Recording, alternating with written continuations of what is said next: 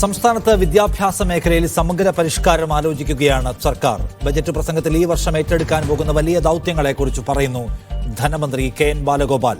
സ്വകാര്യ സർവകലാശാലകളുടെ വിദേശ സർവകലാശാലയുടെ സാധ്യതയെക്കുറിച്ച് സംസാരിക്കുകയാണ് ഉന്നത വിദ്യാഭ്യാസ വകുപ്പ് മന്ത്രി ആർ ബിന്ദു. ഇടതുപക്ഷത്തിന്റെ പ്രഖ്യാപിത നയത്തിന് വിരുദ്ധമായ ഒരു നില ഇപ്പോൾ അവർ സ്വീകരിക്കുകയാണ്. അതുകൊണ്ട് തന്നെ SFIയും CPIഎമ്മും എല്ലാം മുൻകാലത്തെ ചെയ്തികൾക്ക് മറുപടി പറയണമെന്ന രാഷ്ട്രീയ ആവശ്യം അവർക്ക് നേരെ ഉയർന്നു വരുന്നുണ്ട്.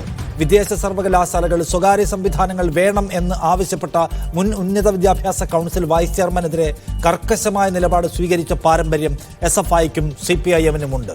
അന്നത്തെ വൈസ് ചെയർമാൻ TP ശ്രീനിവാസനെ വിദേശ ഏജന്റ് എന്ന് വരെ വിളിച്ച് ആക്ഷേപിച്ചവരാണ് ഇന്നിപ്പോൾ വിദേശ സർവകലാശാലകളെ സംസ്ഥാനത്തേക്ക് ആനയിക്കാൻ പോകുന്നത്.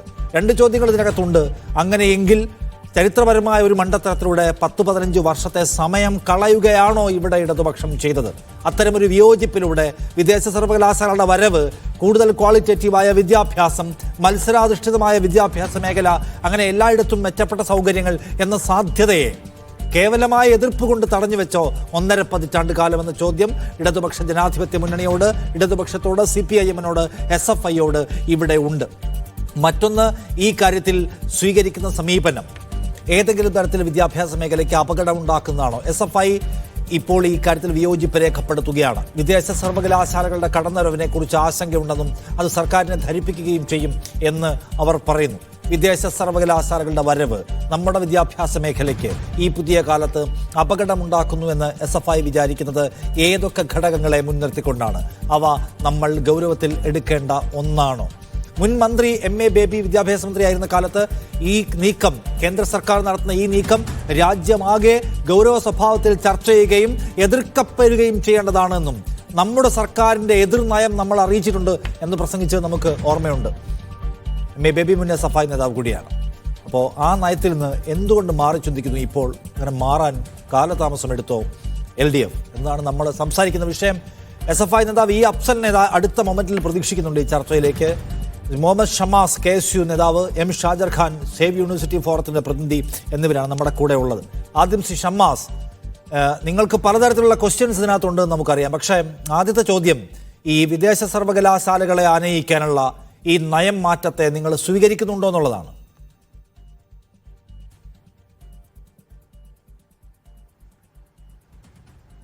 തീർച്ചയായും ഈ സർക്കാരിൻ്റെ സമീപനം അത് ഏത് ഘട്ടത്തിലാണ്, പ്രത്യേകിച്ച് അല്പം വൈകിയാണെങ്കിൽ പോലും അവർ ആ നിലപാട് തിരുത്തിയതിനെ ഞങ്ങൾ സ്വാഗതം ചെയ്തിട്ടുണ്ട്. മുൻപ് UDF ഗവൺമെൻറ് തന്നെ ഇതുമായി ബന്ധപ്പെട്ട ആശയങ്ങൾ പൊതുസമൂഹത്തിലും വിദ്യാർത്ഥി സമൂഹത്തിലുമെല്ലാം ചർച്ചയ്ക്ക് വെക്കുകയും അതുമായി ബന്ധപ്പെട്ട നടപടികളിലേക്ക് കടന്നതുമാണ്.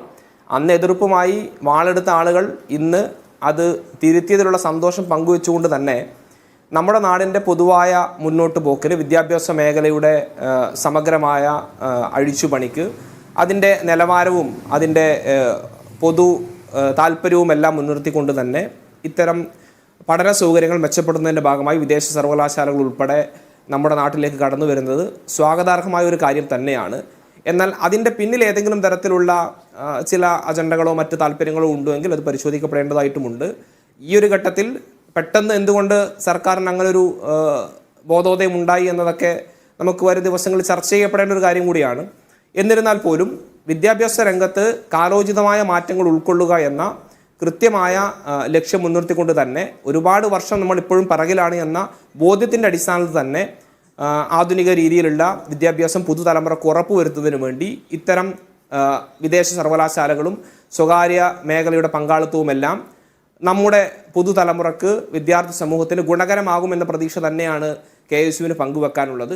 അത് സുതാര്യമായ രീതിയിൽ വളരെ കൃത്യമായ അച്ചടക്കത്തോടും മേൽനോട്ടത്തോടും കൂടി സർക്കാർ തലത്തിലുള്ള കൃത്യമായ ഇടപെടലുകൾ ഉണ്ടാകുന്ന തരത്തിൽ തന്നെ ഒരു തരത്തിലുള്ള അനാവശ്യ ഇടപെടലുകളും ഇല്ലാത്ത തരത്തിൽ അവരുടെ എല്ലാം സുരക്ഷിതമായ വിദ്യാഭ്യാസം പൂർത്തീകരിച്ച് മെച്ചപ്പെട്ട ജീവിത നിലവാരവും ജോലിയും ഒക്കെ തൊഴിൽ സാധ്യതയും എല്ലാം ലഭിക്കുന്ന ഒരു സാഹചര്യം നമ്മുടെ സമൂഹത്തിൽ കെട്ടിപ്പടുക്കുന്നതിന് വേണ്ടി ഈ നിലപാടിനെ ഞങ്ങൾ സ്വാഗതം ചെയ്യാൻ തന്നെയാണ് ആഗ്രഹിക്കുന്നത്.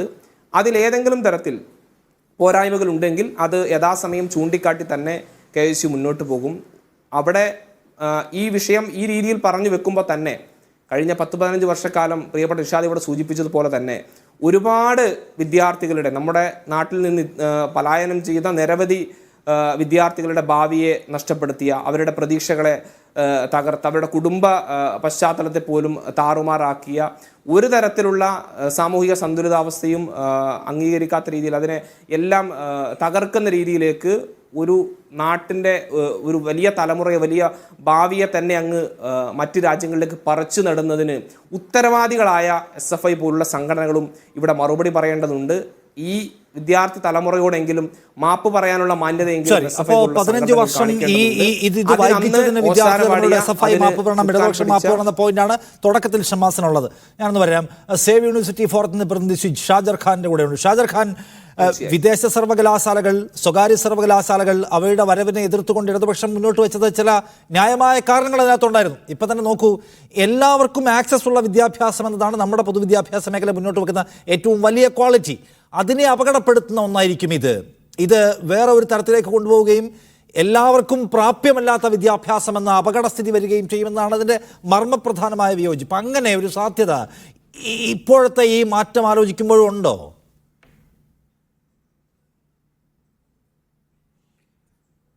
അതായത് കേരളത്തെ സംബന്ധിച്ചെന്നല്ല, ഇന്ത്യയെ സംബന്ധിച്ച് ആകമാനം ഒരു പാരഡൈം ഷിഫ്റ്റ് സംഭവിച്ചുകൊണ്ടിരിക്കുന്നു. പുതിയ ദേശീയ വിദ്യാഭ്യാസ നയം അക്രമാസക്തമായ വിധത്തിൽ ഇപ്പോൾ നടപ്പാക്കാൻ ആരംഭിച്ചിരിക്കുകയാണല്ലോ. ഇപ്പോൾ സർവകലാശാലകളെ തകർക്കുക, ഗവൺമെൻറ് എയ്ഡഡ് സെക്ടറിലെ കോളേജുകളെ അടച്ചുപൂട്ടുക, അതുപോലെ പൊതുവിദ്യാഭ്യാസത്തെ അതിൻ്റെ ഉള്ളടക്കത്തിൽ മാറ്റങ്ങൾ വരുത്തുക, ഗവൺമെൻറ് സ്കൂളുകൾ തകർക്കുക എന്നൊക്കെയുള്ള വളരെ ലാർജർ അജണ്ടകളുടെ അടിസ്ഥാനത്തിലാണ് ദേശീയ വിദ്യാഭ്യാസ നയം നടപ്പാക്കിക്കൊണ്ടിരിക്കുന്നത്. അപ്പോൾ അതിൻ്റെ എല്ലാം ഭാഗമാണ് ഇപ്പോൾ 4 വർഷ ഡിഗ്രി കോഴ്സ് വരുന്നതും ഈ സ്വകാര്യ വിദേശ സർവകലാശാലകൾ കടന്നു വരുന്നതുമെല്ലാം നമ്മുടെ രാജ്യത്ത് ഇന്ന് നിലവിലുള്ള പൊതു സർവകലാശാലകളുടെ അന്ത്യം കുറിക്കും എന്ന കാര്യത്തിൽ തർക്കമില്ല. നമ്മൾ ഇക്കാലം അത്രയും ഈ വിദേശ സ്വകാര്യ സർവകലാശാലകളെ എതിർത്തുകൊണ്ടിരുന്നത് എന്തുകൊണ്ടാണ്? അത്തരം സ്ഥാപനങ്ങൾ യഥാർത്ഥത്തിൽ കടന്നു വന്നാൽ അവിടെ സംവരണം ഉണ്ടാകില്ല, സാമൂഹ്യനീതി ഉണ്ടാകില്ല. അതിൻ്റെ ഫീസ് നിർണ്ണയിക്കുന്നത് ഈ പറയുന്ന സ്വകാര്യ വിദേശ കോർപ്പറേറ്റുകളായിരിക്കും. അവരാണ് അതിൻ്റെ നയങ്ങൾ തീരുമാനിക്കുക. അതിൻ്റെ ഉള്ളടക്കത്തിൽ ഗവൺമെൻറ്റിന് ഇടപെടാൻ കഴിയില്ല. ഇപ്പോൾ SFI പറയുന്നത് പോലെ ഈ നിയന്ത്രണമുള്ള അല്ലെങ്കിൽ നിയന്ത്രിക്കാൻ കഴിയുന്ന, സർക്കാരിന് നിയന്ത്രണമുള്ള സ്വകാര്യ സർവകലാശാല എന്ന് പറയുന്ന അപഹാസ്യമായ വാദങ്ങൾ അവർ ഉന്നയിക്കുന്നത് അവരുടെ ഗതികേട് കൊണ്ടാണ്. പക്ഷേ അങ്ങനെ പറ്റില്ലല്ലോ.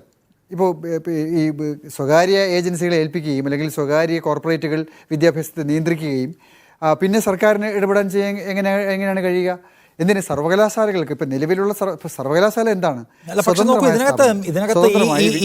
ഈ സജഷൻ മുന്നോട്ട് വെച്ച TP ശ്രീനിവാസൻ ഈ പ്രശ്നത്തെ അഡ്രസ്സ് ചെയ്യുന്നുണ്ട്. അദ്ദേഹം പറയുന്ന ഒരു കാര്യം, എങ്ങനെയാണോ നമ്മൾ സ്വകാര്യ സർവകലാശാലകൾക്ക് വേണ്ടി ഒരു ഫ്രെയിം ഉണ്ടാക്കുന്നത്, അതിനകത്ത് സർക്കാരിൻ്റെ നിയന്ത്രണത്തെ മുന്നിൽ വെച്ചുകൊണ്ട്, അതിൻ്റെ ഉള്ളടക്കത്തിലടക്കം സർക്കാരിൻ്റെ കർക്കശമായ നിയന്ത്രണം വെച്ചുകൊണ്ടും ചട്ടങ്ങൾ ഉണ്ടാക്കിക്കൊണ്ടുമേ അത് ചെയ്യാൻ കഴിയൂ. അതുകൊണ്ട് തന്നെ സ്വകാര്യ മേഖല കയറിയങ്ങ് ഭരിച്ചു കളയുമെന്ന ആശങ്കയ്ക്ക് അടിസ്ഥാനമില്ലെന്ന് സ്വകാര്യ മേഖലാവാദത്തിൻ്റെ മുൻനിരക്കാരനൊരാൾ കൂടിയായ ശ്രീ ശ്രീനിവാസനൊക്കെ ചൂണ്ടിക്കാണിച്ചിട്ടുണ്ട്. അതെ, സ്വകാര്യ മേഖലാവാദക്കാരനായ ശ്രീ TP ശ്രീനിവാസനെ പോലുള്ള ആളുകൾ അതിനെ അനുകൂലിക്കുകയും അതിനുവേണ്ടി നിലകൊള്ളുകയും ചെയ്യുന്നവരാണ്. പക്ഷേ നമുക്കറിയാം, ഇപ്പോൾ സ്വാശ്രയ കോളേജ് വന്നപ്പോൾ അന്ന് AK ആൻ്റണി ഗവൺമെൻറ് 50-50 എന്നുള്ള ഒരു ഫോർമുല അവതരിപ്പിച്ചുകൊണ്ട് വന്നു. അന്യ സംസ്ഥാനങ്ങളിലേക്ക് പോകുന്നവരെ പിടിച്ചു നിർത്താനെന്ന് പറഞ്ഞു. പക്ഷെ നമ്മളിപ്പോൾ എന്താ കാണുന്നത്? ആ സ്വാശ്രയ വിദ്യാഭ്യാസം കേരളത്തിൻ്റെ വിദ്യാഭ്യാസ നിലവാരം ഉയർത്തിയോ? ഏതെങ്കിലും അളവിൽ മികച്ച വിദ്യാഭ്യാസം കൊടുക്കാൻ കഴിഞ്ഞോ? ഇല്ല എന്ന് മാത്രമല്ല, വിദ്യാഭ്യാസത്തിൻ്റെ നിലവാരം തകർത്തു, അതിനെ തട്ടുകടയാക്കി മാറ്റി, അതിൻ്റെ എല്ലാ ക്വാളിറ്റിയും ഇല്ലായ്മ ചെയ്തതാണ് നമ്മൾ കാണുന്നത്. അപ്പോൾ അതേപോലത്തെ ഒരു സാഹചര്യമാണ്. ഇപ്പോൾ വിദേശത്ത് നിന്ന് വന്നാൽ അത് ഏത് തരം സർവകലാശാലയാണെങ്കിലും അത് നിയന്ത്രിക്കുന്നത് നമ്മളല്ലല്ലോ. അതിൻ്റെ ഉള്ളടക്കം നിയന്ത്രിക്കുന്നത് ആരാണ്? അത് വിദേശികളാണ്. ഇപ്പോൾ ലോകബാങ്ക് പോലുള്ള വിദേശ ഏജൻസികളാണ് ഇപ്പോൾ വിദ്യാഭ്യാസ രംഗത്തെ നയങ്ങൾ ആവിഷ്കരിക്കുന്നത്. അവർക്ക് ചില നിക്ഷിപ്തമായ താല്പര്യങ്ങളുണ്ട്. അതനുസരിച്ചാണ് അവരുടെ ഉള്ളടക്കത്തെ പരിഷ്കരിക്കുന്നത്. ഇപ്പോൾ 4 വർഷ ഡിഗ്രി കോഴ്സ് പോലും അക്കാഡമിക് കോഴ്സല്ല, അതൊരു ടെക്നിക്കൽ സ്കിൽ ഓറിയൻറ്റഡ് കോഴ്സ് മാത്രമാണ്. അത് പഠിച്ചാൽ വിദ്യാഭ്യാസം ഉണ്ടാവില്ല, അത് പഠിച്ചാൽ മനുഷ്യനാകില്ല, അത് പഠിച്ചാൽ മൂല്യബോധം ഉണ്ടാകില്ല, അത് പഠിച്ചാൽ ഈ രാജ്യത്ത് വൈജ്ഞാനിക പ്രതിഭകൾ ഉണ്ടാകില്ല. അപ്പോൾ വൈജ്ഞാനിക പ്രതിഭകൾ ഉണ്ടാകാതിരിക്കാൻ, ചിന്തിക്കുന്നവർ ഉണ്ടാകാതിരിക്കാൻ, അവരെ കേവലം ഈ തൊഴിൽശാലയിലേക്ക് ആട്ടിത്തെളിക്കാനുള്ള വെറും കായിക ശക്തി മാത്രമായി, ഒരു ചീപ്പ് ലേബർ ഫോഴ്സായി മാത്രം കാണുന്ന ലോക വിദ്യാഭ്യാസത്തിൻ്റെ ഇപ്പോൾ ബിന്ദു പറയുന്ന പുതിയ കോലം അല്ലെങ്കിൽ പുതിയ കാലം എന്നാണ് അവർ പറയുന്നത്. മാറിയ കാലം. എന്താ ഈ മാറിയ കാലം? അതൊരു പുതിയ കോലമാണ്. ആ പുതിയ കോലം എന്ന് പറഞ്ഞാൽ മനുഷ്യത്വമില്ലാത്ത, ചിന്താശേഷിയില്ലാത്ത, വെറും ലേബർ ഫോഴ്സിനെ ഉൽപ്പാദിപ്പിക്കുന്ന ഒരു തരം സമ്പ്രദായമാണ്. ആ സമ്പ്രദായത്തിലേക്ക് നമ്മുടെ രാജ്യത്തെ കൊണ്ടുപോകണമെന്നാണ് പറയുന്നത്. ആ ദേശീയ വിദ്യാഭ്യാസ നയം അക്ഷരം പ്രതി നടപ്പാക്കുകയാണ് കേരളത്തിൽ ഈ പിണറായി വിജയൻ്റെ സർക്കാർ. അവിടെയാണ് പ്രശ്നം. നമ്മളെ സംബന്ധിച്ച് നമുക്ക് ഏറ്റവും അധികം അസ്വസ്ഥത ഉണ്ടാക്കുന്നത് അവരുടെ ഈ ഇതെല്ലാം ദേശീയ വിദ്യാഭ്യാസ, ഇപ്പോൾ സ്വകാര്യ സർവകലാശാല ദേശീയ വിദ്യാഭ്യാസ നയമാണ്, വിദേശ സർവകലാശാല ദേശീയ വിദ്യാഭ്യാസ നയമാണ്, 4 വർഷ ഡിഗ്രി കോഴ്സ് ദേശീയ വിദ്യാഭ്യാസ നയമാണ്. അപ്പോൾ ദേശീയ വിദ്യാഭ്യാസ നയം വിഭാവന ചെയ്യുന്ന ഒരു ലാർജർ അജണ്ടയുണ്ട്. ആ അജണ്ടയ്ക്കനുസരിച്ച് കേരളത്തെ പരുവപ്പെടുത്തുകയാണ് യഥാർത്ഥത്തിൽ ഇപ്പോൾ പിണറായി സർക്കാർ ചെയ്തുകൊണ്ടിരിക്കുന്നത് എന്ന് നമ്മൾ മനസ്സിലാക്കണം. ധനമന്ത്രി കെ എൻ വേണുഗോപാൽ പറഞ്ഞല്ലോ, ബാലഗോപാൽ പറഞ്ഞല്ലോ, എന്താ പറഞ്ഞത്? വിദേശ നിക്ഷേപം സ്വീകരിക്കും, അന്താരാഷ്ട്ര നിലവാരത്തിലേക്ക് ഉയർത്തും. അന്താരാഷ്ട്ര നിലവാരത്തിലേക്ക് ഉയർത്തുന്നത് തന്നെയാണ് ടി.പി. ശ്രീനിവാസനും എന്ന് പറഞ്ഞത്. ഈ അന്താരാഷ്ട്ര നിലവാരം എന്ന് പറയുന്നത് ഇൻവെർട്ടഡ് കോമയിൽ എന്താണ് ആ നിലവാരം? ആരാണത് നിശ്ചയിക്കുന്നത്? അത് കോർപ്പറേറ്റ് അധിഷ്ഠിതമായിട്ടുള്ള ഒരു വിദ്യാഭ്യാസ നയമാണ്. ആരോഗ്യരംഗത്ത് വന്നാൽ അത് ആരോഗ്യ നയമാണ്, സാമൂഹ്യക്ഷേമങ്ങളിലേക്ക് വന്നാൽ അത് സാമൂഹ്യക്ഷേമ നയങ്ങളാണ്. അപ്പോൾ ആ അജണ്ടകൾ യഥാർത്ഥത്തിൽ ജനാനുകൂലമോ പുരോഗമനപരമോ ഈ സമൂഹത്തെ മുന്നോട്ട് നയിക്കാൻ പ്രാപ്തമോ ആയിട്ടുള്ളവയല്ല എന്നതാണ് നമ്മൾ ആദ്യം മനസ്സിലാക്കേണ്ടത്. ഇപ്പോൾ SFI പോലുള്ള ആളുകൾ, അല്ലെങ്കിൽ നേരത്തെയൊക്കെ നമ്മൾ സമരം ചെയ്തത്, ഇപ്പോൾ കൂത്തുപറമ്പിൽ നമ്മൾ സമരം ചെയ്തു. എന്തിനാണ് സമരം ചെയ്തത്? സഹകരണ മേഖലയിൽ ഒരു മെഡിക്കൽ കോളേജ് കൊണ്ടുവരുമ്പോൾ അത് ഉണ്ടാക്കാൻ പോകുന്ന പ്രത്യാഘാതങ്ങൾ, അതിനെതിരായിട്ടാണ് സമരം. അവിടെ വെടിവെപ്പുണ്ടായി. അതിലേക്ക് നയിച്ച ആ പ്രക്ഷോഭത്തിൽ ഉയർത്തപ്പെട്ട മുദ്രാവാക്യം ശരിയായിരുന്നു. പക്ഷേ അതിനെ അവർ രാഷ്ട്രീയമായിട്ട് ഉപയോഗിക്കുകയാണ്. ഇപ്പോൾ MV രാഘവനെതിരായിട്ടുള്ള ഒരു രാഷ്ട്രീയ സമരം മാത്രമായി CPM അതിനെ വിഭാവന ചെയ്തു എന്നാണ് നമ്മൾ മനസ്സിലാക്കുന്നത്. അല്ലാതെ അതൊരു വിദ്യാഭ്യാസ രംഗത്ത് ഒരു തകർച്ചയ്ക്ക് കാരണമാകുന്ന നയത്തിനെതിരായിട്ടുള്ള പ്രക്ഷോഭമായി അവരതിനെ വിഭാവന ചെയ്തിരുന്നോ എന്നുള്ളതാണ് ഏറ്റവും പ്രധാനപ്പെട്ട കാര്യം. ശ്രീ VS അച്യുതാനന്ദൻ ഭരിക്കുമ്പോൾ കേരളത്തിൽ 217 സ്വകാര്യ സ്വാശ്രയ കോളേജുകൾക്ക് അനുമതി കൊടുത്തു. കൂത്തുപറമ്പിലെ രക്തസാക്ഷികളുടെ സ്മരണാ ദിനത്തിൽ പോലും ഈ പറയുന്ന കോളേജുകൾക്ക് അനുമതി കൊടുത്ത ഒരു സർക്കാരായിരുന്നു LDF സർക്കാർ. അപ്പോൾ അവരെ സംബന്ധിച്ച് അവർക്ക് ഇതിനോടൊന്നും ഒരു വിയോജിപ്പുമില്ല, നയപരമായിട്ടൊരു വിയോജിപ്പുമില്ല എന്നുള്ളതാണ് നമ്മൾ മനസ്സിലാക്കുന്നത്. അത് BJP നടപ്പിലാക്കിയാലും കോൺഗ്രസ് നടപ്പിലാക്കിയാലും ലോകബാങ്ക് കേവലമായ രാഷ്ട്രീയ ലക്ഷ്യങ്ങൾ, നൈമിഷികമായ രാഷ്ട്രീയ ലക്ഷ്യങ്ങൾക്ക് വേണ്ടി ഉപയോഗപ്പെടുത്തിയെന്നല്ലാതെ വിദ്യാഭ്യാസ മേഖലയിലെ ഇത്തരം പ്രശ്നങ്ങളോട് വളരെ ആഴത്തിലുള്ള സമീപനവും നയവും ഇടതുപക്ഷത്തിനില്ല എന്ന വിമർശനം ഷാജർ ഖാൻ പങ്കുവയ്ക്കുകയാണ്. ശ്രീ അഫ്സൽ, SFI നേതാവ് നമ്മോടൊപ്പം ഉണ്ട്. അഫ്സൽ, വിദേശ സർവകലാശാലകളുടെ വരവ്, സ്വകാര്യവൽക്കരണം, ഇവയിലൊക്കെ SFI മുന്നോട്ട് വെക്കുന്ന ആശങ്ക എന്തൊക്കെയാണ്? ഇടതുപക്ഷ സർക്കാർ ദീർഘകാലത്തെ ആലോചനയ്ക്കൊടുവിലാണല്ലോ ഇത്തരമൊരു നയം മാറ്റത്തിലേക്ക് എത്തുന്നത്. നിങ്ങൾക്ക് മാത്രം എന്താണ് മാറാൻ കഴിയാത്തത്?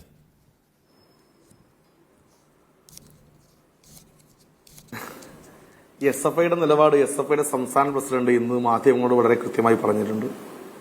സ്വകാര്യ സർവകലാശാല, സ്വകാര്യ മേഖല എല്ലാ കാലത്തും വിദ്യാർത്ഥി വിരുദ്ധ സമീപനം സ്വീകരിക്കാൻ ശ്രമിച്ച മേഖലയാണ്.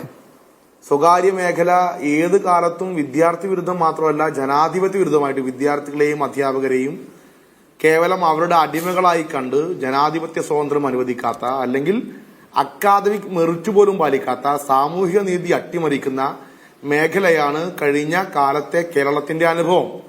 ആ അനുഭവത്തിന് കാരണമുണ്ട്. ആ അനുഭവത്തിന്റെ കാരണം എന്താ?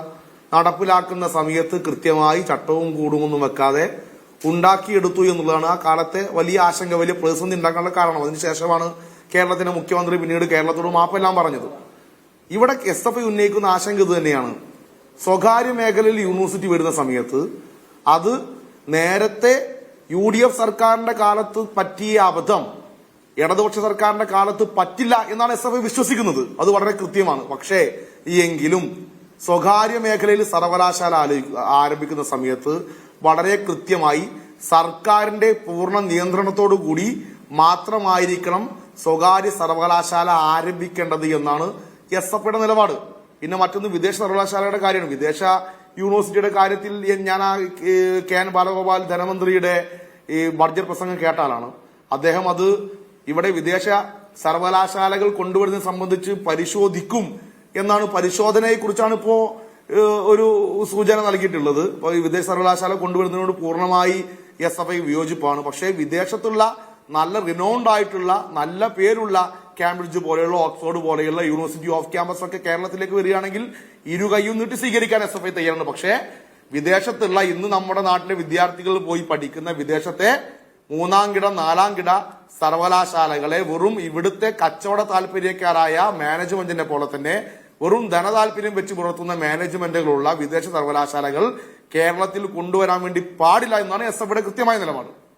അല്ല, ഈ കാര്യത്തിൽ നേരത്തെ ഇടതുപക്ഷത്തിന് വളരെ ഖണ്ഡിതമായ നിലപാട് ഉണ്ടായിരുന്നല്ലോ അഫ്സൽ. ഇപ്പോൾ അത് പരിശോധിക്കുക എന്നതിലേക്ക് ഇടതുപക്ഷം മാറുന്ന എന്തുകൊണ്ടായിരിക്കും എന്നൊരു ചോദ്യം അവിടെ ഉണ്ട്. വിദേശ സർവകലാശാലകളെ കൊണ്ടുവരിക എന്ന് പറഞ്ഞ ഏർപ്പാട് അപകടകരമാണ് എന്ന് നിയമസഭയിൽ പറഞ്ഞ ആളാണ് MA ബേബി, മുൻ വിദ്യാഭ്യാസ മന്ത്രി. കേന്ദ്ര സർക്കാരിനോട് നമ്മുടെ സംസ്ഥാനത്തിൻ്റെ പൊതുവായ വിയോജിപ്പ് നമ്മൾ ഈ കാര്യത്തിൽ രേഖപ്പെടുത്തിയിട്ടുണ്ട്. അത് ലെഫ്റ്റിൻ്റെ നിലപാടായിരുന്നു. ഇപ്പോൾ അത് പരിശോധിക്കാൻ പോകുന്നു എന്ന് പറയുന്നതിനകത്ത് തന്നെ ഡോർ ഓപ്പൺ ആക്കുകയാണ് എന്ന ഒരു അർത്ഥമുണ്ടല്ലോ. അപ്പോൾ നിങ്ങൾ പറയുന്ന ഈ പൊളിറ്റിക്കൽ ലോജിക്ക്, നിങ്ങൾ പറയുന്ന ഈ അപകട സൂചന സർക്കാരിൻ്റെ മുമ്പിൽ ഇല്ലാത്തതാണോ? അപ്പോൾ ബജറ്റ് പ്രസംഗത്തിൽ വളരെ ഉത്തരവാദിത്തോടുകൂടി മന്ത്രി പറയുന്നതിന് ആ ഗൗരവമുണ്ട്. നിങ്ങൾ വളരെ ഗൗരവത്തിലുള്ള വിമർശനവും ആധിയും അറിയിക്കുകയാണ്. ഈ അന്തരം എങ്ങനെ ഉണ്ടാകുന്നതാണ്? ഈ അന്തരം നിങ്ങൾ മനസ്സിലാക്കേണ്ടത്, തീവ്ര വലതുപക്ഷം ഈ രാജ്യത്തിന്റെ ഭരണകൂടത്തെ നിയന്ത്രിക്കുന്ന കാലത്താണ് ആ തീവ്ര വലതുപക്ഷം നടപ്പിലാക്കുന്ന നവ ഉദാരവൽക്കരണ നവ ലിബറൽ നയങ്ങൾക്ക് അകത്ത് നിന്ന് ജനക്ഷേമപരമായിട്ടുള്ള ഒരു ബദൽ സൃഷ്ടിക്കാൻ വേണ്ടി ഇടതുപക്ഷ ഗവൺമെന്റ് കേരളത്തിൽ ശ്രമിക്കുന്നത്. ഭരണകൂടം കയ്യിലുള്ള സംവിധാനമല്ല കേരളത്തിലെ ഭരണം. ഭരണകൂടം നരേന്ദ്രമോദിയുടെ കയ്യിലാണ്, കേന്ദ്ര സർക്കാരിന്റെ കയ്യിലാണ്. ആ ഭരണകൂടം നിശ്ചയിക്കുന്ന കാര്യങ്ങളിൽ എതിർപ്പുണ്ടെങ്കിലും എതിർപ്പോടുകൂടി ജനപക്ഷമായി എങ്ങനെ നടപ്പിലാക്കാൻ വേണ്ടി കഴിയുമെന്നാണ് ഇടതുപക്ഷം ആലോചിക്കേണ്ടത്. അങ്ങനെ തന്നെയാണ് ഞാൻ മനസ്സിലാക്കുന്നത്. കാരണം ഞാനിവിടെ പ്രതികരിക്കാനാണ്, ഇടതുപക്ഷത്തെ ആകെയല്ല. കേട്ടില്ല. വിദേശ സർവകലാശാലകളെ സംസ്ഥാനങ്ങളിലേക്ക് കൊണ്ടുവരണം എന്ന് മോദി ഇറക്കിയിട്ടില്ലല്ലോ. വിദേശ സർവകലാശാലകളെ ഇരുകൈയും നീട്ടി സ്വീകരിക്കുന്ന സമീപനമാണ് 2020 കോവിഡ് കാലത്ത് പാർലമെന്റ് പോലും ചർച്ച ചെയ്യാതെ കൊണ്ടുവന്ന NEP-യിൽ ദേശീയ വിദ്യാഭ്യാസ നയത്തിൽ നരേന്ദ്രമോദി സർക്കാർ പങ്കുവെക്കുന്നത്. ഇന്നല്ലെങ്കിൽ നാളെ വിദേശ സർവകലാശാലകളെ ഈ രാജ്യത്താകമാനം കൊണ്ടുവന്ന് വെറും കച്ചവട സ്ഥാപനങ്ങളാക്കി ഈ രാജ്യത്തെ വിദ്യാഭ്യാസ മേഖലയെ മാറ്റാൻ വേണ്ടിയുള്ള പദ്ധതികളാണ് ദേശീയ വിദ്യാഭ്യാസ നയത്തിന്റെ ഭാഗമായി നടപ്പിലാക്കുന്ന കാര്യത്തിൽ ഒരു തർക്കവുമില്ല. ആ ദേശീയ വിദ്യാഭ്യാസ നയത്തെ എതിർപ്പോടുകൂടി ഈ കേരളത്തിനകത്ത്, കേരളത്തിന്റെ പരിമിതമായ ഭരണത്തിനകത്ത് നിന്ന്, പരിമിതമായ അധികാരത്തിനകത്ത് നിന്ന് ഫെഡറൽ സംവിധാനത്തെ ഉപയോഗപ്പെടുത്തി എങ്ങനെ ജനക്ഷേമപരമായി ഇടതുപക്ഷ കാഴ്ചപ്പാടോടുകൂടി നടപ്പിലാക്കാൻ വേണ്ടി കഴിയുമെന്നാണ് ഇടതുപക്ഷ സർക്കാർ ശ്രമിക്കേണ്ടത്. അങ്ങനെ തന്നെയാണ് ഇന്നലെ ശ്രമിച്ചിട്ടുള്ളത്. അങ്ങനെ തന്നെയാണ് നാളെ ശ്രമിക്കുക എന്നാണ് SFI കരുതുന്നത്. അങ്ങനെ അല്ലാത്ത സമീപനം സ്വീകരിക്കുകയാണെങ്കിൽ ഈ വിദ്യാർത്ഥി വിരുദ്ധമായ പ്രൈവറ്റ് മാനേജ്മെന്റിന് എന്തും വിദേശ സർവകലാശാലയ്ക്ക് എന്തും ചെയ്യാൻ വേണ്ടി കഴിയുന്ന സാഹചര്യം കേരളത്തിൽ തുറന്നു കൊടുക്കുമെന്ന് SFI കരുതുന്നില്ല. തുറന്നു കൊടുക്കുന്ന സ്ഥിതി വരികയാണെങ്കിൽ, അങ്ങനെ ഒരു ചർച്ച വരികയാണെങ്കിൽ SFI വലിയ പ്രതിഷേധത്തിലേക്ക് ഇറങ്ങും. ശരി. അല്ല, നോക്കൂ ഷമ്മാസ്, ഇതിനകത്ത് SFI സർക്കാരിൻ്റെ എന്താ പറയുന്നത്, തിട്ടൂരങ്ങൾക്കനുസരിച്ചും താല്പര്യങ്ങൾക്കനുസരിച്ചും രാഷ്ട്രീയ ശൂന്യമായി സഞ്ചരിക്കുന്ന ഒരു സംഘമാണ് എന്ന ആക്ഷേപം നിങ്ങൾക്കുണ്ടല്ലോ. CPM-ൻ്റെ നയനിലപാടുകളാണ് അതിൻ്റെയും നിലപാട്. അങ്ങനെയല്ല, അവർ വിദേശ സർവകലാശാലകളുടെ വരവ് പാടില്ല, ഞങ്ങൾ പ്രക്ഷോഭത്തിലേക്ക് പോകുമെന്നത് ഉത്തരവാദിത്തോടെ SFI നേതാവ് പറയുന്നു.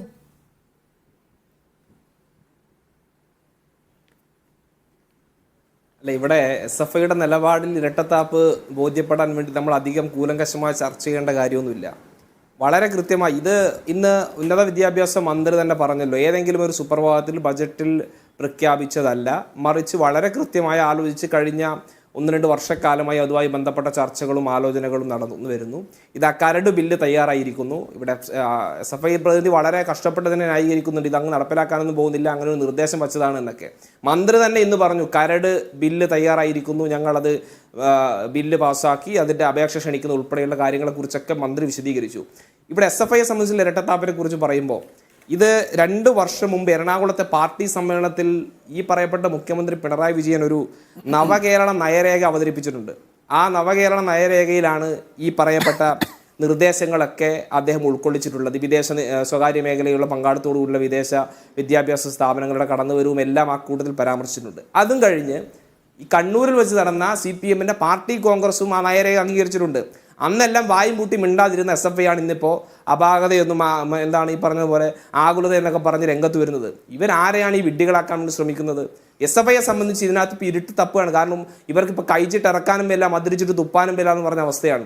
ഒരു തരത്തിലും ഈ പറഞ്ഞ തങ്ങളുടെ പൂർവ്വകാല തെറ്റുകളെ അത് തെറ്റാണെന്ന് സമ്മതിക്കാനുള്ള മാന്യതയും മര്യാദയും പോലും SFIക്ക് ഇല്ലാതായിരിക്കുന്നു. SFIയെ സംബന്ധിച്ച് ഏറ്റവും കേരളത്തിലെ വിദ്യാഭ്യാസ മേഖലക്ക് തന്നെ വിദ്യാർത്ഥി സമൂഹത്തിന് തന്നെ അപമാനമായിക്കൊണ്ട് TP ശ്രീനിവാസനെ പോലുള്ള ഒരു മഹത്തായ മനുഷ്യനെ തെരുവിൽ മുഖത്തടിച്ച് അവസാനം പോയി മാപ്പ് പറയുകയും മുഖത്തടിച്ചവനെ പുറത്താക്കുകയൊക്കെ ചെയ്യേണ്ടി വന്ന പരിഹാസ്യമായ സംഭവ വികാസങ്ങളൊക്കെ നമ്മൾ കണ്ടു. എല്ലാം കഴിഞ്ഞ് വർഷങ്ങൾക്കിപ്പുറം അതേ ആളുകൾ തന്നെ ഇതേ വിദേശ സർവകലാശാലകളെയും വിദേശ സ്വകാര്യ പങ്കാളിത്തത്തെയും എല്ലാം പൊക്കിപ്പിടിച്ച് മുന്നോട്ട് വരുമ്പോൾ ആ ജാള്യത മറക്കാൻ ഇവരിങ്ങനെ ഉരുണ്ട് പെരങ്ങുന്നതിനപ്പുറത്തേക്ക്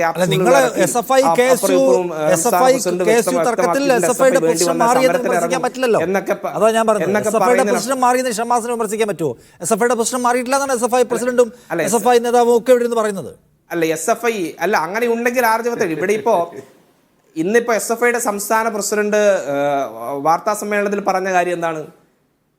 ഇതിനകത്ത് ഞങ്ങൾക്കൊരു ആശങ്കയുണ്ട്, അത് ഞങ്ങൾ സർക്കാരുമായി പങ്കുവെക്കുന്നതാണ്.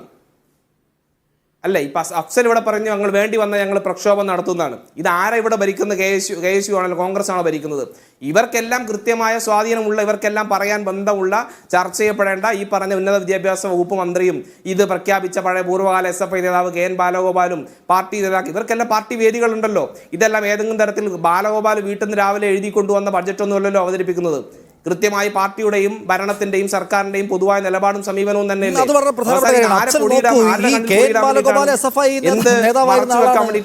മെമ്പറായിരുന്ന MA ബേബി SFI നേതാവായിരുന്ന ആളാണ്. അദ്ദേഹം വിദ്യാഭ്യാസ വകുപ്പ് മന്ത്രി ആയിരിക്കുമ്പോഴാണ് ഈ ഏർപ്പാട് നടക്കില്ല എന്ന് വളരെ ക്ലിയർ ആയിട്ട് പ്രഖ്യാപിക്കുന്നത്. SFIയുടെ വികാരം എന്താണെന്നും SFIയുടെ നയം എന്താണെന്നും SFI എടുത്തു പോന്നിട്ടുള്ള സമീപനം എന്താണെന്നും അറിയാവുന്ന ആളുകളാണ് ഇപ്പോൾ ഭരണയന്ത്രം തിരിക്കുന്നവർ.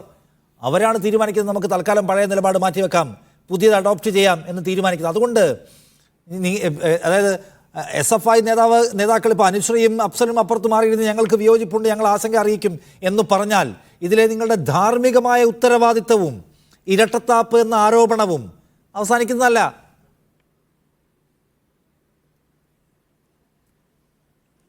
എന്നോടാണോ ചോദ്യം? ഇവിടെ ഒരു നയം നടപ്പിലാക്കുമ്പോൾ കേരളത്തിലെ മുൻകാല അനുഭവം കൂടെ പരിശോധിക്കേണ്ട കാര്യമാണ്. ഇവിടെ നേരത്തെ KSUവിന്റെ സുഹൃത്ത് പറഞ്ഞു, ഇവിടെ SFIക്ക് ഇരട്ടത്താപ്പാണ്. SFI കഴിഞ്ഞ കാല സമരങ്ങളിൽ ആ സമരത്തിൽ തെറ്റ് ഏറ്റുപറയണമെന്നൊക്കെ പറഞ്ഞു. എന്തായിരുന്നു കഴിഞ്ഞ കാലത്തെ SFI നടത്തിയ സമരത്തിലെ തെറ്റ് എന്ന് KSU നേതാവ് ഒന്ന് ചൂണ്ടിക്കാണിക്കുക.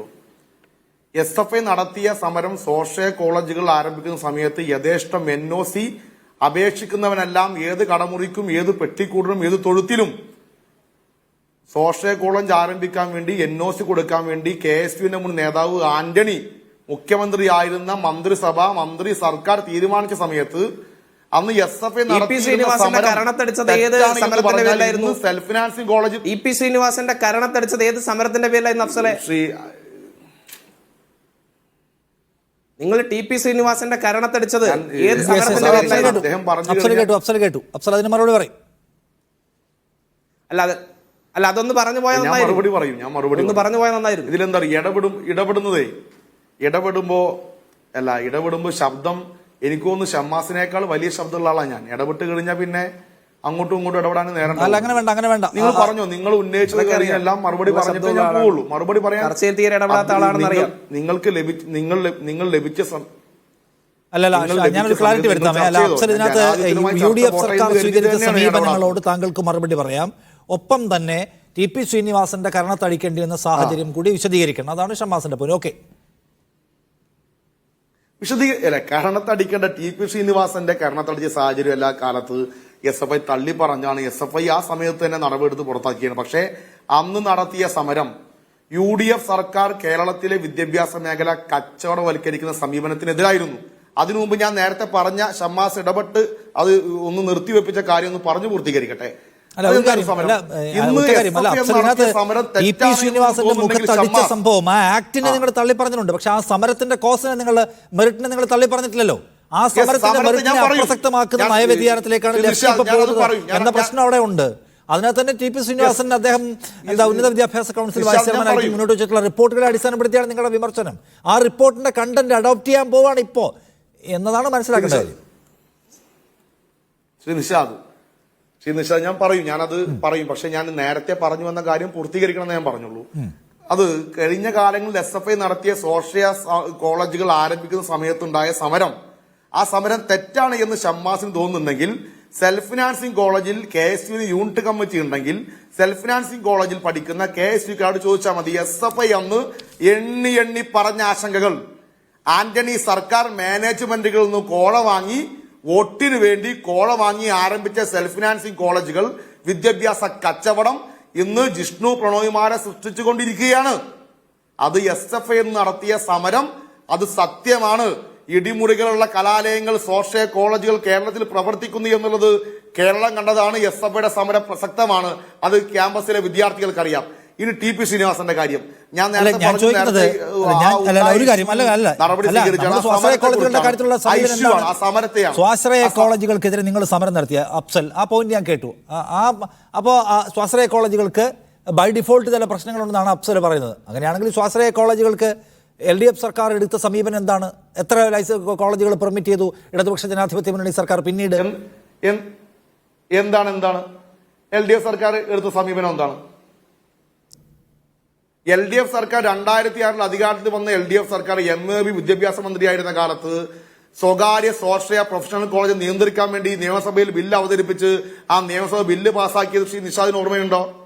അത് കോടതിയിൽ പോയി മാനേജ്മെന്റുകൾ ഏത് നിയമത്തിന്റെ പുറത്താണ്? ആന്റണി സർക്കാർ ഇത് തുടങ്ങുന്ന കാലത്ത് യഥേഷ്ടം തുടങ്ങി.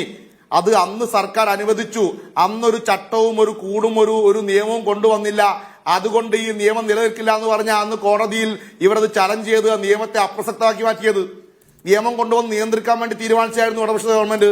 അത് പറ്റാതെ പോയത് അത് ഉണ്ടാക്കുന്ന കാലത്ത് പിന്നീട് ആന്റണി പറഞ്ഞതുപോലെ തന്നെ മാനേജ്മെന്റുകൾ എന്നെ ചതിച്ചു എന്ന് പറഞ്ഞതുപോലെ തന്നെ അന്ന് തോന്നിയ പടി എല്ലാവർക്കും യഥേഷ്ടം സെൽഫ് ഫിനാൻസിംഗ് കോളേജ് അനുവദിക്കാൻ കൊടുത്ത അവസരമാണ് പ്രശ്നങ്ങൾ ഉണ്ടാക്കിയത്. ഇനി ഇവിടെ TP ശ്രീനിവാസന്റെ കാര്യം, TP ശ്രീനിവാസന്റെ വ്യക്തിയല്ല. അന്ന് നടന്ന ഗ്ലോബൽ എഡ്യൂക്കേഷൻ മീറ്റിനെതിരാണ് SFIയുടെ സമരം. UDF സർക്കാർ സ്വീകരിക്കുന്ന വിദ്യാഭ്യാസ മേഖലയിലെ നയങ്ങൾക്കെതിരെ നമ്മളൊരു സമരം, ഒരു സർക്കാരിന് നമ്മൾ അസഹ്യം എങ്ങനെയാ? ഒരു സർക്കാർ നമ്മൾ വിലയിരുത്തുക എങ്ങനെയാ? ആ സർക്കാർ വിദ്യാഭ്യാസ മേഖല എന്തു ചെയ്യും, എന്തു ചെയ്യാനായിരിക്കും ഉദ്ദേശിക്കുന്നത് നമ്മൾ അങ്ങനെ പറയുന്നത് എങ്ങനെയാ? കഴിഞ്ഞ കാലങ്ങളിൽ, ഭൂതകാലങ്ങളിൽ സർക്കാരുകൾ, അതേ മുന്നണി, അതേ പാർട്ടികൾ ആ വകുപ്പ് കൈകാര്യം ചെയ്യുന്ന കാലത്ത് എടുത്ത സമീപനത്തെ ചരിത്രത്തിൽ ചവിട്ടി നിന്നാണ് നമ്മൾ അസഹ്യ. UDF സർക്കാർ ഭരിച്ചിരുന്ന കാലത്ത് എന്തായിരുന്നു കേരളത്തിലെ വിദ്യാഭ്യാസ മേഖലയുടെ അവസ്ഥ? ഇപ്പോ ജം മീറ്റിംഗ് നടക്കുന്ന സമയത്ത്, ഗ്ലോബൽ എഡ്യൂക്കേഷൻ മീറ്റ് നടക്കുന്ന കാലത്ത് എന്താ കേരളത്തിലെ പൊതുവിദ്യാഭ്യാസ മേഖലയുടെ അവസ്ഥ? ഞാൻ ഇവിടെ ചർച്ച പങ്കെടുക്കുന്നത് മലപ്പുറത്താണ്. മലപ്പുറത്ത് തൊട്ടപ്പുറത്ത് മങ്ങാട്ടുമുറി സ്കൂളുണ്ട്. മങ്ങാട്ടുമുറി സ്കൂൾ താഴിട്ട് പൂട്ടി അടച്ചുപൂട്ടി പോയിരുന്നു. തൊട്ടപ്പുറത്ത് കോഴിക്കോട് മലാപ്പറമ്പ് സ്കൂളുണ്ട്. ആ മലാപ്പറമ്പ് സ്കൂളിൽ മാനേജർ വൈകുന്നേരം JCBയുമായി വന്ന് പൊളിച്ചു നീക്കി പോയിരുന്നു.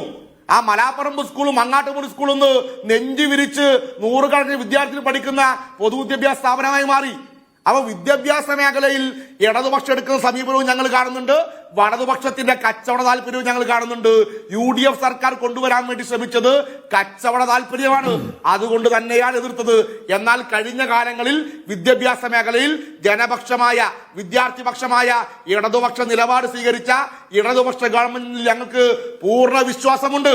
ആ വിശ്വാസം തെറ്റില്ല എന്ന് തന്നെയാണ് ഞങ്ങളുടെ വിശ്വാസം. അതിനപ്പുറത്തേക്ക് കാര്യങ്ങൾ പോവുകയാണെങ്കിൽ കഴിഞ്ഞ കാലങ്ങളിൽ ചില കാര്യങ്ങൾ തിരുത്തിക്കാൻ വേണ്ടി ചില സ്ഥലങ്ങളിൽ സമരം ആവശ്യം വന്നിട്ടുണ്ട്. അങ്ങനെ ആവശ്യം വരികയാണെങ്കിൽ സമരത്തിലേക്ക് SFI പോകും. KSUവിന്റെ നിലപാടെന്താ കാര്യത്തിൽ?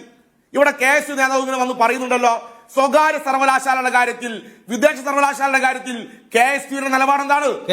ഈ രാജ്യത്തെ വിദ്യാഭ്യാസ മേഖലയുടെ മരണമണി മുടക്കുന്ന സാധാരണക്കാരെ വിദ്യാഭ്യാസ NDPയിൽ KSUവിന്റെ നിലപാടെന്താണ്? KSU വെൽക്കം ചെയ്യുകയാണ്. ദേശീയ വിദ്യാഭ്യാസ നയത്തിൽ നരേന്ദ്രമോദി സർക്കാർ ഈ രാജ്യത്ത് പാർലമെന്റിനെ പോലും കാണാതെ ഒളിച്ചു കടത്തിയ, ഈ രാജ്യത്തിന്റെ സാധാരണക്കാരുടെ വിദ്യാഭ്യാസ സ്വപ്നങ്ങൾക്ക് മരണമണി മുടക്കുന്ന പങ്കെടുത്തിട്ടുണ്ടോ? ഈ വിഷയവുമായി ബന്ധപ്പെട്ടാണ് ചർച്ചയെങ്കിൽ എന്താ സംശയം? നാഷണൽ എഡ്യൂക്കേഷൻ പോളിസിയുമായി ബന്ധപ്പെട്ട് ക്യാമ്പസുകൾ തോറും നടന്ന ക്യാമ്പയിനുകളിൽ എന്റെ ജില്ലയിൽ ഉൾപ്പെടെ നിരവധി ക്യാമ്പസുകളിൽ ഞാൻ ഭാഗമായിട്ടുണ്ട്. സംസ്ഥാന കമ്മിറ്റിയുടെ ഭാഗമായിട്ടുള്ള പരിപാടികൾ പങ്കെടുത്തിട്ടുണ്ട്. അതൊന്നും അങ്ങനെയൊന്നും പറഞ്ഞു പോകല്ലേ അഫ്സലെ? ഏതെങ്കിലും തരത്തിൽ അങ്ങ് പറഞ്ഞു പോയാൽ ശരിയാവില്ലല്ലോ. ഞാൻ പറയുന്നത് നിങ്ങൾ ഈ പറഞ്ഞതുപോലെ നിങ്ങൾക്ക് ഏതെങ്കിലും തരത്തിൽ ഈ പറഞ്ഞ നിങ്ങൾക്ക് മറുപടി ഇല്ല. ഞാൻ എന്റെ ഒരൊറ്റ ചോദ്യം മാത്രമേ ഉള്ളൂ. നിങ്ങൾ വിദേശ സർവകലാശാലകളെ മുൻപ് എതിർത്തിരുന്നോ? അഫ്സലെ, മുൻപ് വിദേശ സർവകലാശാലകളെ നിങ്ങൾ എതിർത്തിരുന്നോ? നിങ്ങള് ഒരൊറ്റ ചോദ്യം, വിദേശ സർവകലാശാല മുമ്പ് നിങ്ങൾ എതിർത്തിരുന്നു? സർവകലാശാലകൾ, നാലാംകിട സർവകലാശാലകൾ കേരളത്തിൽ വന്ന് സ്ഥാപനം ആരംഭിക്കുന്ന കച്ചവടക്കാരനെ ഞങ്ങൾ എതിർക്കുന്നുണ്ട്, ഇന്നും എതിർക്കുന്നുണ്ട്, ഞങ്ങൾ അന്നും ഇന്നും എതിർക്കുന്നുണ്ട്. ഷമ്മാസ്, SFIയുടെ എതിർപ്പ് എന്ന് പറഞ്ഞാൽ വിദേശ സർവകലാശാലകളെ ആകെ വളരെ അങ്ങനല്ല. ഷമ്മാസ് ഇത് മനസ്സിലാക്കൂ, വളരെ ക്വാളിറ്റേറ്റീവ് ആയിട്ടുള്ള ഒരു സ്ഥാപനങ്ങൾ വരട്ടെ എങ്കിൽ ഞങ്ങൾ സ്വാഗതം ചെയ്യുന്നു. അല്ലാതെ ഈ എന്താ പറയുന്നത്, ഉഡായിപ്പ് സർവകലാശാലകളാണെങ്കിൽ മാത്രമേ ഞങ്ങൾക്ക് വിയോജിപ്പുള്ളൂ. ആ നയത്തിനകത്ത്, അവരുടെ സമീപനത്തിനകത്ത് ഒരു ക്ലോസ് ഉണ്ട്.